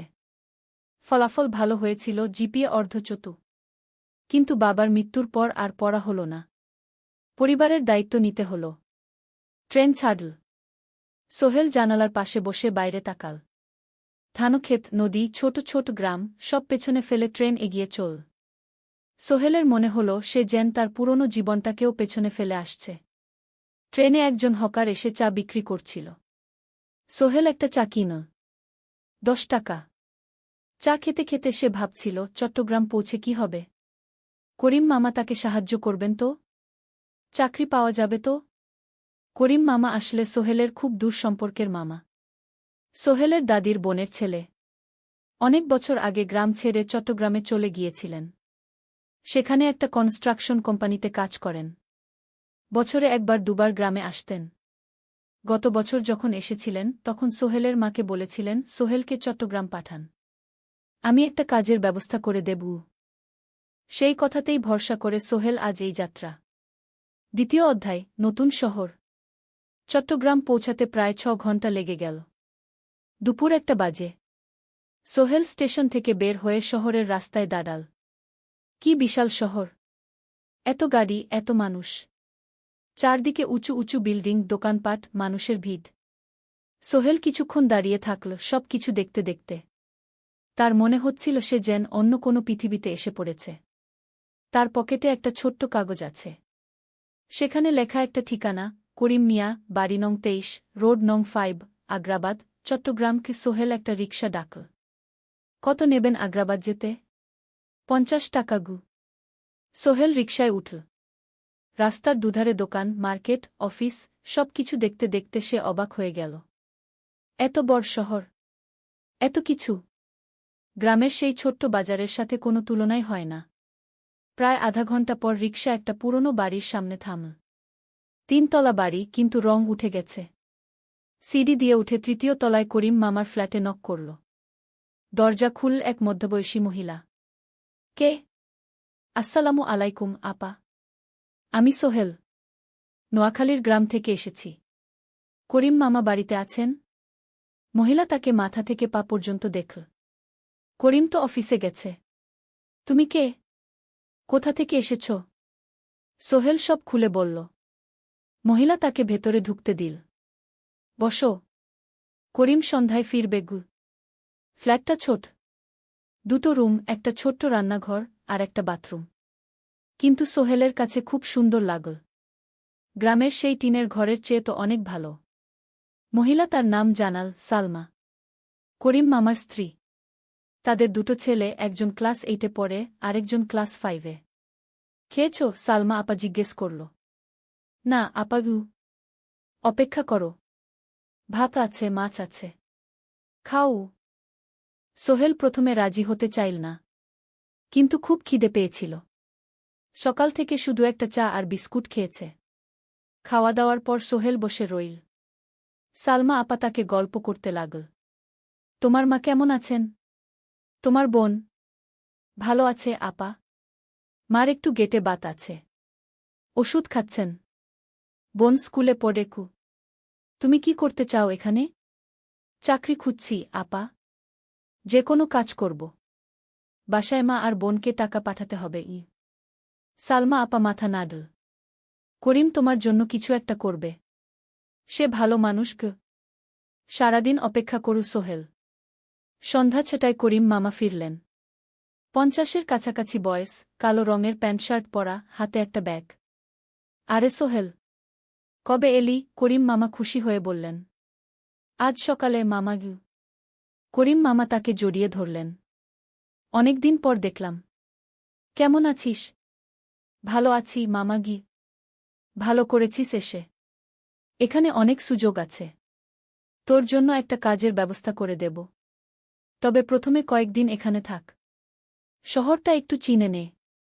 তারপর কাজে যোগ দিবি। সোহেলের মনে আসার আলো জ্বল। সে ভাবল হয়তো তার ভাগ্য এবার পাল্টাবে। 3য় অধ্যায়, প্রথম চাকরি। 1 সপ্তাহ পরে করিম মামা সোহেলকে তার কোম্পানিতে নিয়ে গেলেন। কোম্পানির নাম আলামিন কনস্ট্রাকশন। অফিসটা শহরের কেন্দ্রে 5 তলা একটা বিল্ডিংয়ের দোতলায়। মালিক আলী সাহেব। 50-এর কাছাকাছি বয়স, মোটা চেহারা, চোখে সোনার ফ্রেমের চশমা। বড়লোক মানুষ, কিন্তু খুব কড়া। এই ছেলেটাকে কি কাজে লাগাবেন? আলী সাহেব করিম মামাকে জিজ্ঞেস করলেন। স্যার, ও আমার আত্মীয়। গ্রাম থেকে এসেছে। খুব পরিশ্রমী। যে কোনো কাজে লাগাতে পারেন। আলী সাহেব সোহেলের দিকে তাকালেন। তুমি কি পড়েছ? Sir, SSC pass. জিপিএ অর্ধচতু। হুম। ভালো। কম্পিউটার চালাতে পারো? না স্যার, পারি না। কিন্তু শিখতে চাই। আলী সাহেব একটু ভাবলেন। ঠিক আছে। তোমাকে অফিসের কাজে রাখব। ফাইল গুছানো, চা বানানো, কাগজপত্র নিয়ে যাওয়া না, এসব। মাসে 5,000 টাকা। রাজি আছো? জি স্যার। সোহেল খুশি হয়ে গেল। 5,000 টাকা। রিকশা চালিয়ে 3,500 পেত। এখানে 5,000। কাজ শুরু হলো পরদিন থেকে। সকাল ৮টায় অফিসে যেতে হয়, ফিরতে হয় সন্ধ্যা ৭টায়। প্রথম দিন সোহেল ঘুম থেকে উঠল ভোর ৫টায়। তৈরি হয়ে ৭:৩০টায় অফিসের উদ্দেশ্যে বের হল। করিম মামার বাড়ি থেকে অফিস প্রায় ৫ কিলোমিটার। বাসে যেতে হয়। অফিসে পৌঁছে সোহেল দেখল সেই প্রথম আলী সাহেব এখনও আসেননি। অফিস খোলা ছিল না। ৮-১০ মিনিট পর একজন লোক এসে অফিস খুল। তুমি নতুন? জি। আমি সোহেল গু। আমি জাহিদ, অ্যাসিস্ট্যান্ট ম্যানেজার। এসও। জাহিদ ভাই সোহেলকে সব কিছু দেখাল। অফিসে মোট ৬ জন কর্মচারী। ২ জন ইঞ্জিনিয়ার, একজন অ্যাকাউন্ট্যান্ট, একজন অ্যাসিস্ট্যান্ট ম্যানেজার, জাহিদ ভাই, একজন রিসেপশনিস্ট, আর এখন সোহেল। সোহেলের কাজ শুরু হলো চা বানানো দিয়ে। তারপর অফিস পরিষ্কার করা, ফাইল গুছানো, কাগজপত্র এক জায়গা থেকে আরেক জায়গায় নিয়ে যাওয়া। কাজ কঠিন না, কিন্তু সারাদিন দৌড়ঝাঁপ করতে হয়। দুপুরে খাবারের জন্য আধা ঘণ্টা বিরতি। সোহেল একটা ছোট হোটেলে গিয়ে ভাতডাল তরকারি খেল। ৫০ টাকা। সন্ধ্যায় অফিস বন্ধ হল। সোহেল ক্লান্ত হয়ে বাসায় ফিরল। কেমন লাগল প্রথম দিন? করিম মামা জিজ্ঞেস করলেন। ভালো মামা। অনেক কিছু শিখলাম ঘ। প্রথম মাসের শেষে সোহেল বেতন পেল ৫,০০০ টাকা। সে ৩,০০০ টাকা মাকে পাঠাল। মা ফোনে কাঁদতে লাগলেন। আল্লাহ তোকে ভালো রাখুক সোহেল। সোহেলের চোখেও জল এলো। তার মনে হল সে একটা বড় কাজ করতে পেরেছে। চতুর্থ অধ্যায়, শহরের জীবন। ৩ মাস কেটে গেল। সোহেল এখন শহরের সাথে মিশে গেছে। প্রতিদিন অফিসে যাওয়া আসার পথে সে দেখে হাজারো মানুষের জীবন। কেউ সফল, কেউ ব্যর্থ, কিন্তু সবাই চলছে নিজের পথে। সোহেল অফিসের কাজের পাশাপাশি কম্পিউটার শেখার চেষ্টা করছে। অফিসে একটা কম্পিউটার আছে। যখন কেউ ব্যবহার করে না, তখন সোহেল একটু একটু শিখার চেষ্টা করে। জাহিদ ভাই তাকে সাহায্য করেন। সোহেল, তুমি যদি কম্পিউটার ভালোভাবে শিখতে পারো, তাহলে তোমার ভবিষ্যৎ উজ্জ্বল। জাহিদ ভাই একদিন বললেন। কিভাবে শিখব ভাই? ট্রেনিং সেন্টারে যাও। সন্ধ্যায় ক্লাস আছে। মাসে ২,০০০ টাকা লাগবে গি। সোহেল ভাবল, ২,০০০ টাকা অনেক, কিন্তু এটা বিনিয়োগ, ভবিষ্যতের জন্য। সে একটা ট্রেনিং সেন্টারে ভর্তি হল। সপ্তাহে ৩ দিন, সন্ধ্যা ৭:৩০ থেকে রাত ৯টা পর্যন্ত ক্লাস। কম্পিউটারের basic, MS Word, Excel, PowerPoint, internet ব্যবহার। একদিন অফিস থেকে ফেরার সময় সোহেল একটা দোকানে চা খেতে গেল। দোকানের পাশেই একটা ছোট্ট মুদি দোকান। সেখানে একটা মেয়ে বসে আছে। বয়স হবে ২০-এর কাছাকাছি। সাদাসিধে চেহারা, সাদা শাড়ি পরা, কিন্তু চোখে এক ধরনের দৃঢ়তা। ভাইজা, এক প্যাকেট বিস্কুট দেন কি? সোহেল বলল। মেয়েটা বিস্কুট দিল। ২০ টাকা। সোহেল টাকা দিয়ে যাচ্ছিল, হঠাৎ মেয়েটা বলল, আপনি নতুন এসেছেন এই এলাকায়, তাই না? হ্যাঁ। ৩ মাস হল। কিভাবে বুঝলেন? আপনার চেহারা দেখেই বোঝা যায়। এখনও গ্রামের ছোঁয়া আছে। আর আপনি প্রতিদিন এই পথ দিয়ে যান। দেখেছি কি? মেয়েটা হাসল। সোহেলও হেসে ফেল। আপনি খুব পর্যবেক্ষক মনে হচ্ছে গি। জীবনে অনেক কিছু দেখেছি, তাই মানুষকে চিনতে শিখেছি গি। আপনার নাম? মিনা। এই দোকান আমার বাবার। উনি অসুস্থ, তাই আমি দেখছি গু। সেদিন থেকে সোহেল প্রায়ই সেই দোকানে যেতে শুরু করল। মিনার সাথে গল্প করত। ধীরে ধীরে তাদের মধ্যে একটা বন্ধুত্ব তৈরি হল। মিনাও তার জীবনের গল্প বলল। মিনার মা মারা গেছেন যখন সে মাত্র ৭ বছরের। বাবা আব্দুল হামিদ একা হাতে মিনাকে বড় করেছেন। মুদি দোকান দিয়ে সংসার চালান। মিনা কলেজে পড়ে, অনার্স সেকেন্ড ইয়ার। সকালে কলেজে যায়, দুপুরে ফিরে এসে দোকান সামলায়। বাবার হার্টের সমস্যা আছে, তাই ভারী কাজ করতে পারেন না। তোমার স্বপ্ন কি? একদিন সোহেল জিজ্ঞেস করল। গ্র্যাজুয়েশন শেষ করে একটা ভালো চাকরি করব। তারপর বাবাকে ভালো চিকিৎসা করাব। তুমি? আমিও চাকরি করে পরিবারকে ভালোভাবে দেখভাল করতে চাই। মা আর বোনকে নিয়ে শহরে আনব একদিন ঘু। দুজনেই নিজেদের স্বপ্নের কথা বলতে গিয়ে বুঝল তাদের স্বপ্ন অনেকটা একই রকম। পঞ্চম অধ্যায়, বিপদ। ৬ মাস কেটে গেল। সোহেল এখন আলী সাহেবের খুব প্রিয় কর্মচারী।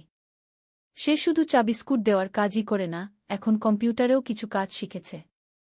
ছোটখাটো টাইপিং, ডেটা এন্ট্রি এসব করতে পারে।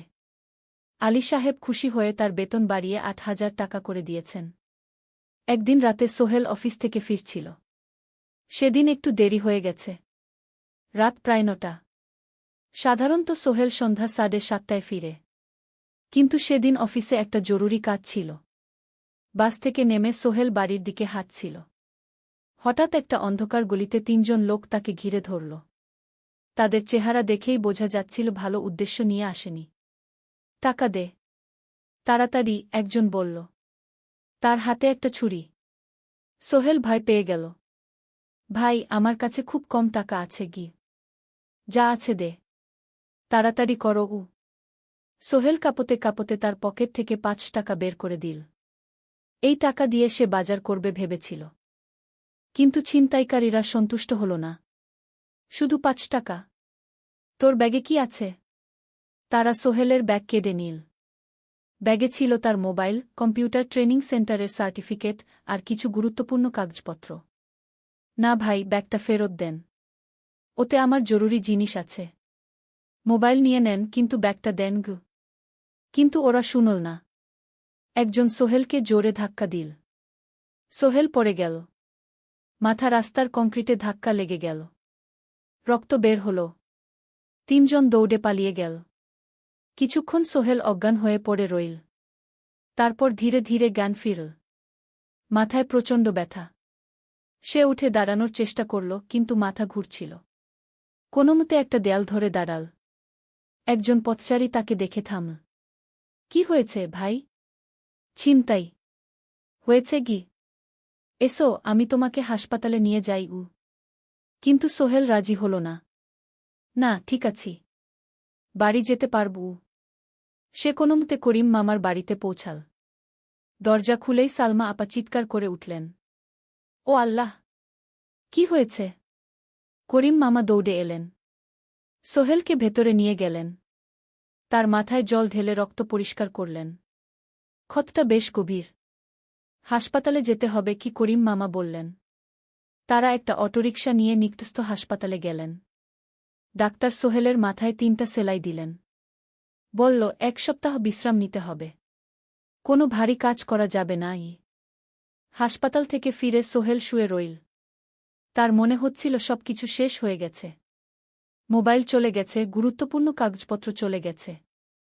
এখন ১ সপ্তাহ অফিস করতে পারবে না। পরদিন সকালে করিম মামা আলী সাহেবকে ফোন করে সব জানালেন।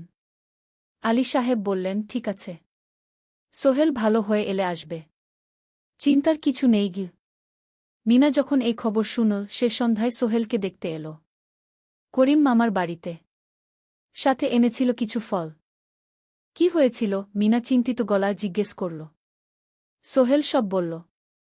মিনা রেগে গেল। এই শহরে এখন অনেক অপরাধ বেড়ে গেছে। পুলিশ কিছু করে না। তুমি পুলিশে রিপোর্ট করেছ? না। লাভ নেই। তবুও করা উচিত। তোমার মোবাইলটা হয়তো খুঁজে পাওয়া যাবে গি। করিম মামা সোহেলকে নিয়ে পুলিশ স্টেশনে গেলেন। জেনারেল ডায়েরি করলেন। কিন্তু পুলিশ খুব একটা আশা দিল না। দেখি কিছু করা যায় কিনা গু। সোহেল বুঝল মোবাইল আর ফিরবে না। সেই ১ সপ্তাহ সোহেলের জীবনের সবচেয়ে কঠিন সময় ছিল। সে শুধু শারীরিকভাবেই ক্ষতিগ্রস্ত হয়নি, মানসিকভাবেও ভেঙে পড়েছিল। প্রতিরাতে দুঃস্বপ্ন দেখত। সেই ৩জন ছিনতাইকারীর মুখ ভুলতে পারছিল না। মিনা প্রায় প্রতিদিন আসত। তাকে সাহস দিত। তুমি হাল ছেড়ো না সোহেল। জীবনে এরকম খারাপ সময় আসে। কিন্তু এটা কাটিয়ে ওঠাই হলো আসল বীরত্ব। সোহেলের মা গ্রাম থেকে ফোন করতেন। করিম মামার মোবাইল থেকে। তুই ভালো আছিস তো? সোহেল মাকে সব সত্যি বলেনি। শুধু বলেছে, হ্যাঁ মা, ভালো আছি। একটু জ্বর হয়েছিল। এখন ভালো। ১ সপ্তাহ পর সোহেল আবার অফিসে গেল। আলী সাহেব তাকে দেখে খুশি হলেন। কেমন আছো? ভালো আছি স্যার। ঠিক আছে, তবে প্রথম কয়েকদিন হালকা কাজ করবে গু। সোহেল আবার কাজে মন দিল। কিন্তু একটা জিনিস তাকে খুব কষ্ট দিচ্ছিল, তার মোবাইল নেই। মায়ের সাথে কথা বলতে পারছে না নিয়মিত। করিম মামার মোবাইল চাইতে সংকোচ লাগে। একদিন জাহিদ ভাই তাকে ডাকলেন। সোহেল, আমার একটা পুরনো মোবাইল আছে, তুমি ব্যবহার করো? না ভাই, আমি নাও, আমার কাজে লাগছে না, তুমি রাখো গু। সোহেল কৃতজ্ঞতায় প্রায় কেঁদে ফেল। ধন্যবাদ ভাই। মোবাইল পেয়ে সোহেল প্রথমেই মাকে ফোন করল। মা খুব খুশি হলেন। এতদিন ফোন করিসনি কেন? মা, মোবাইলটা নষ্ট হয়ে গিয়েছিল, নতুন নিয়েছি। মায়ের গলায় স্বস্তি ফুটে উঠল। ষষ্ঠ অধ্যায়, নতুন সুযোগ। আরও 3 মাস কেটে গেল। সোহেল পুরোপুরি সুস্থ হয়ে গেছে।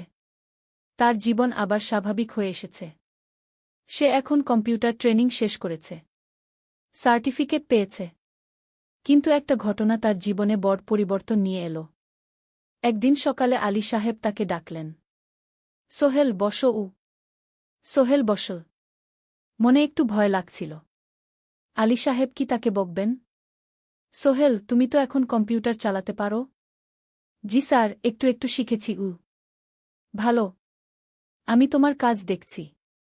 তুমি খুব পরিশ্রমী আর সৎ। আমাদের কোম্পানিতে এরকম মানুষের দরকার। সোহেল কিছু বুঝতে পারছিল না। আমি তোমাকে একটা সুযোগ দিতে চাই। আমাদের কোম্পানি একটা ট্রেনিং প্রোগ্রাম চালু করছে নতুন কর্মচারীদের জন্য। 6 মাসের কোর্স। কম্পিউটার, অ্যাকাউন্টিং, ভবন নির্মাণের হিসাব নিকাশ, প্রজেক্ট ম্যানেজমেন্ট সব শিখবে। কোম্পানি সব খরচ দেবে। ট্রেনিংয়ের সময় তোমার বেতনও চলবে। রাজি আছো? সোহেল বিশ্বাস করতে পারছিল না। স্যার, সত্যি? আমাকে এত বড় সুযোগ দিচ্ছেন? হ্যাঁ।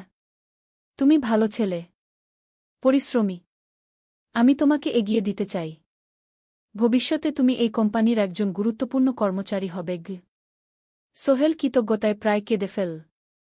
ধন্যবাদ স্যার, আমি কঠোর পরিশ্রম করব। আমি জানি। সেদিন সন্ধ্যায় সোহেল মিনার দোকানে গেল। মিনাকে খবরটা দিল। মিনা খুব খুশি হল। তার চোখে জল এসে গেল।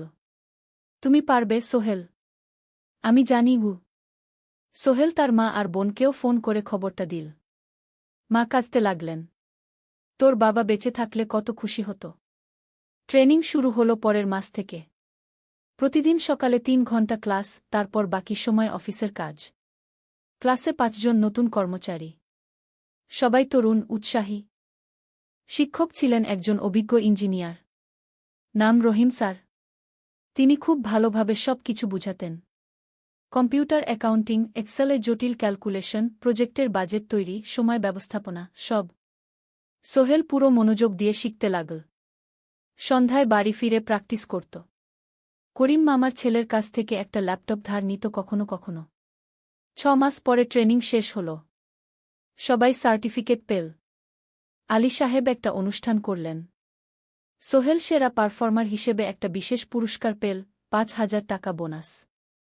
আলী সাহেব ঘোষণা করলেন, সোহেল, আজ থেকে তুমি আমাদের জুনিয়র অ্যাকাউন্ট অ্যাসিস্ট্যান্ট। তোমার বেতন 15,000 টাকা। সোহেল অবাক হয়ে গেল। 8,000 থেকে 15,000, প্রায় দ্বিগুণ। সেদিন রাতে সোহেল ঘুমাতেই পারল না। খুশিতে, উত্তেজনায় তার চোখে ঘুম নেই। সে ভাবল তার জীবন কিভাবে বদলে যাচ্ছে। 2 বছর আগে যে রিকশা চালাত, আজ সে একটা নামকরা কোম্পানির অ্যাকাউন্ট অ্যাসিস্ট্যান্ট। 7ম অধ্যায়, প্রেম ও প্রস্তাব। 1.5 বছর হয়ে গেল সোহেলের চট্টগ্রাম আসার। সে এখন একজন সফল যুবক। তার মা গ্রামে খুব খুশি। প্রতি মাসে সোহেল 10,000 টাকা পাঠায়। ছোট বোন ঋতু এখন কলেজে ভর্তি হয়েছে সোহেলের পাঠানো টাকায়। মায়ের চিকিৎসাও ভালোভাবে হচ্ছে। মিনার সাথে সোহেলের সম্পর্ক এখন আর শুধু বন্ধুত্ব নয়। দুজন দুজনকে ভালোবাসে। কিন্তু কেউ কাউকে সরাসরি বলার সাহস পায়নি। প্রতিদিন দেখা হয়, গল্প হয়, কিন্তু সেই একটা কথা বলা হয়ে ওঠে না। একদিন শুক্রবার ছুটির দিন। সোহেল মিনাকে বলল, আজ কি একটু ঘুরতে যাবে? কোথায়? পতেঙ্গা বিচ। তুমি কি কখনো গেছ? না। কিন্তু আমার দোকান। শুক্রবার। তোমার বাবা সামলাবে। মিনা রাজি হয়ে গেল। দুপুরে দুজনে বাস নিয়ে পতেঙ্গা গেল। সমুদ্র দেখে মিনা অবাক হয়ে গেল। কি সুন্দর! দুজনে বালিতে বসল। ঢেউয়ের শব্দ শুনতে শুনতে গল্প করছিল। হঠাৎ সোহেল বলল, মিনা, তোমার সাথে কিছু বলার ছিল। বলো। সোহেল একটা লম্বা শ্বাস নিল। তুমি জানো আমি তোমাকে ভালোবাসি। মিনা হাসল। তার চোখ ভিজে গেল। জানি। আমিও তোমাকে ভালোবাসি সোহেল। সোহেল অবাক হয়ে গেল। সত্যি? হ্যাঁ। অনেকদিন ধরেই জানি। তুমি আমার জীবনে এসে সব কিছু বদলে দিয়েছ। তোমার সাথে থাকলে আমার মনে হয় আমি যে কোনো কিছু করতে পারব। দুজনে কিছুক্ষণ চুপ করে বসে রইল। সমুদ্রের ঢেউ এসে পায়ে লাগছিল। সূর্য পশ্চিমে ঢলে পড়ছে। আকাশ লালকুমলা হয়ে গেছে। কিন্তু আমার বাবার সাথে কথা বলতে হবে কি? মিনা বলল। আমি তৈরি। যখন বলবে তখন বলব। পরের সপ্তাহে সোহেল মিনার বাবার সাথে কথা বলল। আব্দুল হামিদ সাহেব প্রথমে একটু দ্বিধা করলেন। তুমি কোনো পরিবারের ছেলে? তোমার বাবা কি করতেন? সোহেল সব সত্যি বলল। তার বাবা ছিলেন স্কুল শিক্ষক। মারা গেছেন 10 বছর আগে। মা গ্রামে থাকেন। ছোট বোন কলেজে পড়ে। তুমি নিজে কি করো? আমি আলামিন কনস্ট্রাকশন কোম্পানিতে জুনিয়র অ্যাকাউন্ট অ্যাসিস্ট্যান্ট। মাসে 15,000 টাকা বেতন। আব্দুল হামিদ সাহেব ভাবলেন। তারপর বললেন, দেখো মিনা আমার একমাত্র সন্তান। তার মা নেই। আমি একা তাকে বড় করেছি। আমি চাই মিনা একজন ভালো ছেলের সাথে বিয়ে হোক। তুমি দেখতে ভালো ছেলে মনে হচ্ছে। কিন্তু আমাকে তোমার মায়ের সাথে দেখা করতে হবে। তোমার পরিবারকে জানতে হবে। জি আঙ্কেল। আমি ব্যবস্থা করছি। সোহেল খুশিতে আটখানা। সে সেদিন রাতেই তার মাকে ফোন করল। মাকে সব বলল। মা প্রথমে অবাক হলেন। তারপর খুশি হলেন। মিনা মেয়েটা কেমন? খুব ভালো মা। তুমি দেখলে পছন্দ করবে। ঠিক আছে। আমি আর ঋতু আসছি চট্টগ্রাম। 2 সপ্তাহ পর সোহেলের মা আর বোন চট্টগ্রাম এলো। সোহেল তাদের নিয়ে মিনার বাড়িতে গেল। 2 পরিবার একসাথে বসল। মিনার বাবা সোহেলের মাকে দেখে খুশি হলেন। সোহেলের মা সহজ সরল ভদ্রমহিলা। আপনার ছেলে খুব ভালো। মিনা তাকে পছন্দ করে। আমিও রাজি। আব্দুল হামিদ সাহেব বললেন। আমার সোহেল সৎ ছেলে। মিনাকে খুব ভালোবাসে। আমি জানি ও মিনাকে সুখে রাখবে। কি? সোহেলের মা বললেন। বিয়ের তারিখ ঠিক হল 3 মাস পর। এই 3 মাসে সোহেল যথেষ্ট টাকা জমাবে। বিয়ে হবে সাদামাটা কিন্তু সুন্দর। 8ম অধ্যায়, নতুন পথ। 3 মাস কেটে গেল দ্রুত। সোহেল প্রতিদিন কঠোর পরিশ্রম করছিল। অফিসে তার কাজের প্রশংসা হচ্ছে। আলী সাহেব তাকে এখন ছোটখাটো প্রজেক্টের হিসাব দেখতে দিচ্ছেন। সোহেল তার সঞ্চিত টাকা দিয়ে বিয়ের আয়োজন করল। বিয়ে হল মিনার বাড়ির কাছের একটা কমিউনিটি সেন্টারে। খুব বেশি লোক আসেনি। 2 পরিবারের আত্মীয় স্বজন আর অফিসের কয়েকজন সহকর্মী। কিন্তু অনুষ্ঠান ছিল খুব সুন্দর। সোহেল যখন মিনাকে বিয়ের পোশাকে দেখল, তার মনে হল পৃথিবীর সবচেয়ে সুন্দর মেয়ে সে। লাল শাড়ি পরা, মুখে হালকা মেকআপ, কিন্তু তার স্বাভাবিক সৌন্দর্য ছিল আসল। বিয়ের পর সোহেল একটা ছোট্ট ফ্ল্যাট ভাড়া নিল। 2 রুমের ফ্ল্যাট, মাসে ভাড়া 5,000 টাকা। মিনা এখনও তার পড়াশোনা চালিয়ে যাচ্ছে। আরও 1 বছর বাকি গ্র্যাজুয়েশন শেষ হতে। সোহেলের মা আর বোন গ্রামে ফিরে গেল। মা বলে গেলেন, সোহেল, মিনাকে ভালো রাখিস। মেয়েরা অনেক ত্যাগ করে সংসার করতে। জানি মা। নতুন জীবন শুরু হল। সোহেল সকালে অফিসে যায়, সন্ধ্যায় ফেরে। মিনা সকালে কলেজে যায়, দুপুরে ফিরে রান্না করে, ঘর গোছায়। সন্ধ্যায় দুজনে একসাথে বসে পড়াশোনা করে, গল্প করে, টিভি দেখে। জীবন সুন্দর ছিল। কিন্তু চ্যালেঞ্জও ছিল। মাসিক খরচ, ভাড়া 5,000, বাজার 3,000, বিদ্যুৎ গ্যাস 1,000, মায়ের জন্য 5,000, মিনার কলেজের খরচ 1,200। মোট প্রায় 14,000 টাকা। বাঁচত মাত্র 1,000 খানেক। কিন্তু সোহেল হাল ছাড়ল না। সে সন্ধ্যায় একটা কম্পিউটার ট্রেনিং সেন্টারে পার্ট টাইম পড়ানো শুরু করল। সপ্তাহে 3 দিন 2 ঘন্টা করে। এতে মাসে আরও 3,000 টাকা আসতে লাগল। মিনাও বসে থাকল না। সে বাড়িতে বসে কয়েকজন স্কুলের ছাত্রছাত্রীকে টিউশন পড়াতে শুরু করল। মাসে 2,000 টাকা আয়। এভাবে কেটে গেল 6 মাস। দুজন মিলে পরিবার চালাচ্ছে, স্বপ্ন দেখছে। একদিন সোহেল বলল, মিনা, আমি একটা নতুন স্বপ্ন দেখছি গু। কি? আমি নিজে একটা ছোট্ট কনস্ট্রাকশন কোম্পানি খুলতে চাই। ছোট ছোট প্রজেক্ট নেব। বাড়ি মেরামত, ছোট বিল্ডিং বানানো, এসব। তোমার কি যথেষ্ট অভিজ্ঞতা আছে? আছে। আমি 2 বছর ধরে এই কাজের সাথে জড়িত। অনেক কিছু শিখেছি। আর আলী সাহেবও আমাকে সাহায্য করবেন গু। কিন্তু টাকা কোথায়? কোম্পানি খুলতে তো অনেক টাকা লাগবে গি। আমি জমাচ্ছি। আরও 1 বছর কাজ করব। তারপর চেষ্টা করব। মিনা তাকে সমর্থন দিল। তুমি পারবে। তোমার মধ্যে সেই শক্তি আছে গি। নবম অধ্যায়, চ্যালেঞ্জের সময়। কিন্তু ভাগ্য সবসময় অনুকূলে থাকে না। সোহেল যখন স্বপ্ন দেখছিল নিজের কোম্পানি খোলার, তখনই একটা বড় সমস্যা এলো। আলী সাহেবের কোম্পানি একটা বড় প্রজেক্ট পেয়েছিল। একটা 10তলা বিল্ডিং বানানোর কাজ। কিন্তু প্রজেক্টের প্রধান ইনভেস্টর হঠাৎ পালিয়ে গেল। তিনি কোম্পানির কাছ থেকে প্রায় 50 লাখ টাকা নিয়ে গেছেন, কিন্তু কাজ শেষ হয়নি। কোম্পানি বড় ক্ষতির মুখে পড়ল। আলী সাহেব অনেক কর্মচারীকে ছাঁটাই করতে বাধ্য হলেন। প্রায় 10 জনকে চাকরি থেকে বাদ দিলেন। বাকিদের বেতন কমাতে হল। সোহেলকে আলী সাহেব ডেকে বললেন, সোহেল, আমি তোমাকে রাখতে চাই। তুমি বিশ্বস্ত কর্মচারী। কিন্তু তোমার বেতন কমাতে হবে। 15,000 থেকে 10,000। সোহেল মনে মনে চিন্তায় পড়ে গেল। 10,000 টাকায় সংসার চলবে কিভাবে? মায়ের খরচ, ভাড়া, বাজার সব মিলিয়ে তো 14,000 টাকা লাগে। কিন্তু সে কিছু বলল না। ঠিক আছে স্যার। বাড়ি ফিরে সোহেল মিনাকে সব বলল। মিনা চিন্তিত হয়ে গেল। এখন কি হবে? চিন্তা করো না। আমি পার্ট টাইম টিউশনির সময় বাড়াব। আর তুমিও বেশি করে টিউশন নাও। কিন্তু আমার তো পড়াশোনাও আছে গি। জানি। কিন্তু এখন এটাই করতে হবে গু। সোহেল সন্ধ্যায় আরও 2টো জায়গায় পার্ট টাইম কাজ খুঁজল। একটা দোকানের সন্ধ্যায় হিসাব দেখার কাজ পেল। মাসে 2,000 টাকা। আরেকটা জায়গায় সপ্তাহান্তে কম্পিউটার রিপেয়ারের কাজ পেল। মাসে 1,500 টাকা। মিনাও 3 জন নতুন স্টুডেন্ট নীল টিউশনে। তার আয় বাড়ল 2,000 থেকে 3,500-এ। কঠিন সময় ছিল। সোহেল সকাল 8টায় অফিসে যেত, সন্ধ্যা 6টায় ফিরত।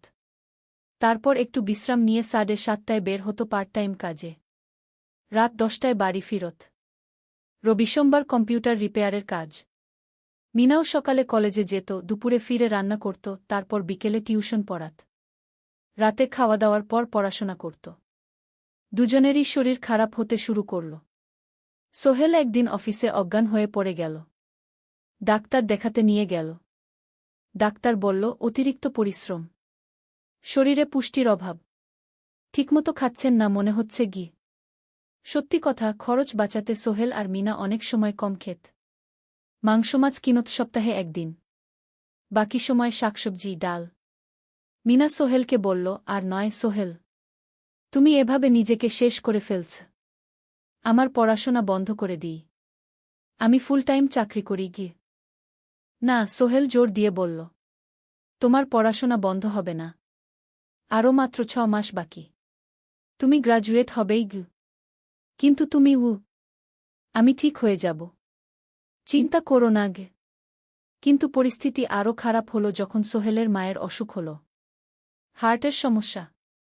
হাসপাতালে ভর্তি করতে হল। খরচ 50,000 টাকা। সোহেলের হাতে এত টাকা কোথায়? সে করিম মামার কাছে ধার চাইল। করিম মামা 20,000 টাকা দিলেন। বাকি 30,000 টাকা সোহেল একটা এনজিও থেকে ঋণ নিল। সুদের হার মাসে 2%। মায়ের চিকিৎসা হল। তিনি সুস্থ হয়ে গেলেন। কিন্তু সোহেল এখন ঋণের বোঝায় পড়ে গেল। প্রতি মাসে 3,000 টাকা করে কিস্তি দিতে হবে। সেই রাতে সোহেল আর মিনা বিছানায় শুয়ে কথা বলছিল। সোহেল বলল, মিনা, আমি মনে হয় ভুল করেছি। শহরে এসে বিয়ে করে তোমাকে কষ্টে ফেলেছি গু। মিনা তার হাত ধরল। না সোহেল, তুমি ভুল করনি। জীবনে এরকম খারাপ সময় আসে। কিন্তু এটা কাটিয়ে ওঠাই হলো আসল শক্তি। আমরা একসাথে আছি। একসাথে থাকব। সব কিছু ঠিক হয়ে যাবে। মিনার কথায় সোহেল একটু সাহস পেল। হ্যাঁ, হাল ছাড়া যাবে না। 10ম অধ্যায়, আলোর দিকে। 3 মাস পরে পরিস্থিতি একটু ভালো হতে শুরু করল। আলী সাহেবের কোম্পানি একটা নতুন প্রজেক্ট পেল। একটা স্কুল বিল্ডিং বানানোর কাজ। কোম্পানি আবার স্থিতিশীল হতে শুরু করল। আলী সাহেব সোহেলকে ডেকে বললেন, সোহেল, আমি তোমার কঠোর পরিশ্রম দেখেছি। খারাপ সময়েও তুমি কোম্পানি ছেড়ে যাওনি। আমি কৃতজ্ঞ। আজ থেকে তোমার বেতন আবার 15,000 টাকা। সোহেল খুশি হয়ে গেল। ধন্যবাদ, স্যার। মিনাও গ্র্যাজুয়েশন শেষ করল। ভালো ফলাফল করল। সে এখন চাকরি খুঁজছে। একদিন মিনা একটা প্রাইভেট স্কুলে শিক্ষিকার ইন্টারভিউ দিতে গেল। ইন্টারভিউ ভালো হল। তাকে নিযোগ দেওয়া হল। বেতন 12,000 টাকা। সেদিন সন্ধ্যায় দুজনে মিলে একটা ছোট্ট পার্টি করল। একটা বিরিয়ানি কিনল, কোমল পানীয় কিনল। দুজনে মিলে খেল। আমরা পেরেছি, সোহেল মিনা বলল। হ্যাঁ, আমরা পেরেছি গু। এখন দুজনের মিলিয়ে আয় 27,000 টাকা। খরচ চালানোর পর প্রায় 10,000 টাকা বাঁচে। সোহেল এই টাকা দিয়ে লোন শোধ করতে শুরু করল। পার্ট টাইম কাজগুলো ছেড়ে দিল। শরীরের যত্ন নেওয়া শুরু করল। আরও 6 মাস পরে সোহেলের কাছে একটা বড় সুযোগ এল। আলী সাহেব একদিন তাকে ডাকলেন। সোহেল, তুমি কি নিজের ব্যবসা করতে চাও? স্যার, আমি তোমাকে একটা ছোট্ট প্রজেক্ট দিতে চাই। একটা 3 তলা বিল্ডিংয়ের কনস্ট্রাকশন। তুমি ম্যানেজ করবে। আমি শুধু সুপারভাইজ করব। লাভের 50% তোমার গু। সোহেল ভাবল, এটা একটা বড় সুযোগ। কিন্তু ঝুঁকিও আছে। যদি কাজটা ভালোভাবে না হয়? স্যার, আমি চেষ্টা করব। কিন্তু যদি ভুল হয়? ভুল হবে না। আমি তোমার উপর বিশ্বাস রাখছি। তুমি পারবে গু। সোহেল রাজি হয়ে গেল। এই প্রজেক্ট তার জীবনে টার্নিং পয়েন্ট হতে পারে। 11 অধ্যায়, স্বপ্ন পূরণের পথে। পরের 6 মাস সোহেল খুব কঠোর পরিশ্রম করল। প্রজেক্টটা ম্যানেজ করা সহজ ছিল না। শ্রমিক নিযোগ, ম্যাটেরিয়াল কেনা, কাজের তদারকি, সময়মতো কাজ শেষ করা, সব দায়িত্ব তার। প্রথম 2 মাস খুব চাপের মধ্যে গেল। একদিন একজন শ্রমিক কাজ করতে গিয়ে আহত হল। সোহেল তাকে হাসপাতালে নিয়ে গেল, তার চিকিৎসার খরচ দিল। এতে প্রজেক্টের বাজেট একটু বাড়ল, কিন্তু সোহেল জানত এটা করা দরকার। আরেকদিন ভুল ম্যাটেরিয়াল ডেলিভারি হল। সোহেল সেগুলো ফেরত পাঠাল, সঠিক জিনিস আনাল। এতে 3 দিন দেরি হল, কিন্তু কাজের মান ঠিক রইল। মিনা তাকে সবসময় সাপোর্ট করছিল। সে এখন চাকরিতে স্থিতিশীল। স্কুলের বাচ্চারা তাকে পছন্দ করে। প্রিন্সিপাল তার কাজে খুশি। প্রজেক্ট শেষ হল 6 মাসে। সময়মতো, বাজেটের মধ্যে। বিল্ডিংয়ের মালিক খুব খুশি হলেন। তিনি আলী সাহেবকে ধন্যবাদ দিলেন। আলী সাহেব বললেন, ধন্যবাদ আমাকে না, এই ছেলেকে দিন। সোহেল পুরো প্রজেক্ট ম্যানেজ করেছে গু। প্রজেক্ট থেকে মোট লাভ হল 3 লাখ টাকা। সোহেল পেল 1.5 লাখ টাকা। তার জীবনে এত টাকা এই প্রথম। সে করিম মামার ঋণ শোধ করল। এনজিওর বাকি ঋণ শোধ করল। তারপর তার মাকে 50,000 টাকা পাঠাল। মা দিয়ে গ্রামের বাড়িটা একটু মেরামত করাল, বোন ঋতুর জন্য একটা ল্যাপটপ কিনল। বাকি টাকা দিয়ে সোহেল একটা ব্যাংক অ্যাকাউন্টে জমা রাখল। ভবিষ্যতের জন্য। আলী সাহেব সোহেলকে আরও 2টো প্রজেক্ট দিলেন। এবার একটু বড়। সোহেল আত্মবিশ্বাসের সাথে সেগুলোও শেষ করল। 2 বছর পরে সোহেল সিদ্ধান্ত নিল, এবার নিজের কোম্পানি খোলার সময় এসেছে। 10 অধ্যায়, নতুন শুরু। সোহেল তার সব জমানো টাকা দিয়ে একটা ছোট্ট অফিস ভাড়া নিল। 2 রুমের অফিস। একটা রুমে কাজের জায়গা, আরেকটায় ছোট্ট মিটিং রুম। অফিসের সামনে একটা বোর্ড লাগাল, Sohel construction and development. Mina তাকে সাহায্য করছিল। সে অফিসের অ্যাকাউন্টস দেখত সন্ধ্যায় স্কুল থেকে ফিরে। দুজন মিলে একটা টিম। প্রথমে ছোট ছোট কাজ নিল। বাড়ি মেরামত, দোকান সংস্কার, ছোট বিল্ডিং কনস্ট্রাকশন। কাজের মান ভালো রাখার চেষ্টা করল। সময়মতো শেষ করল। দাম ন্যায্য রাখল। ধীরে ধীরে সোহেলের সুনাম ছড়িয়ে পড়ল। মানুষ তাকে বিশ্বাস করত। তার কাছে নতুন নতুন কাজ আসতে লাগল। প্রথম বছর খুব কষ্ট হল। কখনো লাভ হতো, কখনো লস। কিন্তু সোহেল থেমে থাকল না। সে শিখতে লাগল ব্যবসা কিভাবে চালাতে হয়। দ্বিতীয় বছরে পরিস্থিতি ভালো হল। সোহেল এখন ৩ জন স্থায়ী কর্মচারী নিযোগ দিল। একজন ইঞ্জিনিয়ার, একজন সুপারভাইজার, একজন অফিস সহায়ক। তৃতীয় বছরে একটা বড় প্রজেক্ট পেল। একটা স্কুল বিল্ডিং বানানোর কাজ। ৫ তলা বিল্ডিং। সোহেল পুরো মনোযোগ দিয়ে কাজটা করল।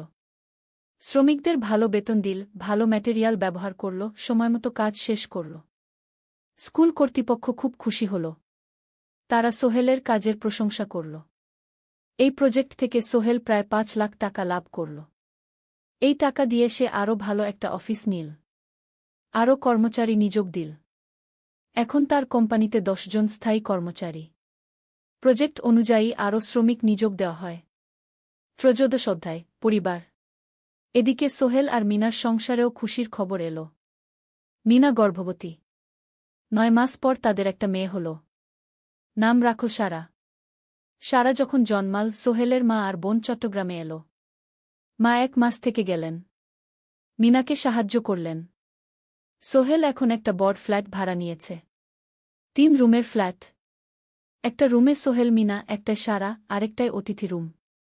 মায়ের জন্য সোহেল সিদ্ধান্ত নিল তাকে চট্টগ্রামে নিয়ে আসবে। গ্রামে একা থাকা ঠিক না। কিন্তু মা রাজি হলেন না। না বাবা, আমি গ্রামেই থাকব। এখানে আমার পরিচিত মানুষ আছে। তোর বোনকে নিয়ে যা। ও ঢাকায় পড়ছে, চট্টগ্রামে এনে ভালো কোথাও ভর্তি করিয়ে দেগি। সোহেল তাই করল। ঋতুকে চট্টগ্রাম বিশ্ববিদ্যালয়ে ভর্তি করিয়ে দিল। ঋতু এখন সোহেলের ফ্ল্যাটে থাকে, বিশ্ববিদ্যালয়ে পড়ে। সোহেলের মনে হল তার জীবন এখন পরিপূর্ণ। স্ত্রী, মেয়ে, বোন সবাই তার কাছে। ব্যবসা ভালো চলছে। মা গ্রামে সুখে আছেন। ১৪ অধ্যায় সফলতার শিখরে। ৫ বছর কেটে গেল।